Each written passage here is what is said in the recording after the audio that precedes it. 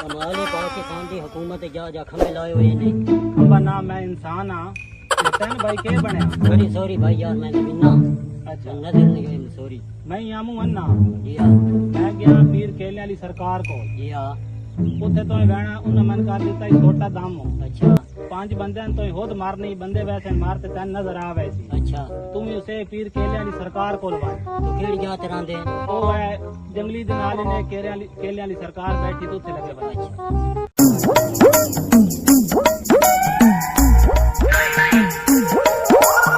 बैठे हो अल्लाह राजी ने। हाँ मैं नबीना इतने केले वाली सरकार आंदी आई। आजा ले आ भाई ले आ बच्चे।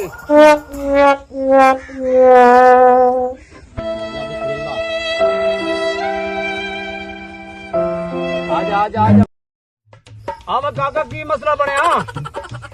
मुर्शिद जी मन कोई होंदे पैन 8-10 महीने मेरी नजर जेड़ी मनशा नजर इकाई दी पई आंदी ते मैं इस गल्लू बड़ा परेशान हाँ। एक अल्लाह राजी जी भाई मिलिया अल्लाह राजी जो उस मंदा सा थे केले वाली सरकार रही वो दम करेंदे तो बंदा ठीक हो वेंदा।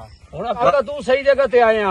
अच्छा ठीक है तेरा काम हो वैसी अल्लाह राजी ने परेशान नहीं होना। बाबा जी वैसे हुण अखा दी लोड़ तो नहीं सी?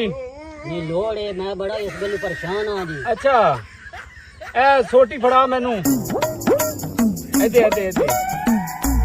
अच्छा मैं छोटी कर रहा दम ठीक है ते बाकी मैं तेन बाद ही दसना।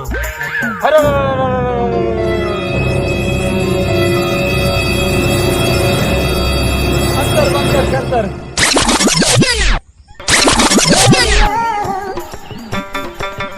ले निके काका फड़ ए 50 बंदे नु चौक देनी है। पहले बंदे ते 1 दूसरे ते 2 तीसरे ते 3 चौथे ते 4 पंजे ते 5 करके नारा मारना है ठीक है। तेरी इंशाल्लाह बिनाई आवे सी ठीक हो गया। चौक शुरू कर दे चौक जेड़ा मुंडा खड़ा होए तू शुरू कर दे ठीक हो गया ते फिर रिजल्ट भी दसना ही थापड़ा मरा जा। मामून की दुकान खुली ये देखो है बैठन बोतल है।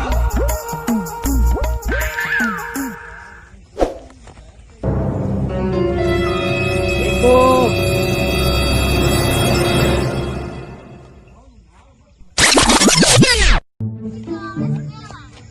मौलवी साहब बाहर रखा ला नबीना है तो देख बंदा झूठ ना बंदा मदद का जल्दी जल्दी ऐलान करो। ये तो बड़ी बड़ी गल है मैं हुणे ऐलान करना। ठीक है मौलवी साहब जल्दी जल्दी ऐलान करो। ठीक है जी एक जरूरी डांस सुनिया है शहर एक नबीना है वदा जिस बंदे नु सोटी में रहंदा वो बंदा मर वेंदा उस बंदे तो बच के रहना।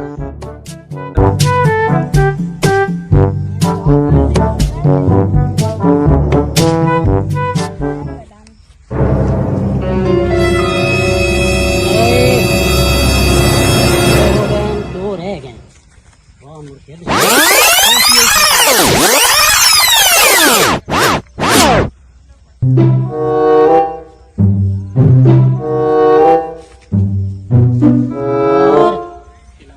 चार हो गए रह गए चार पंजवीं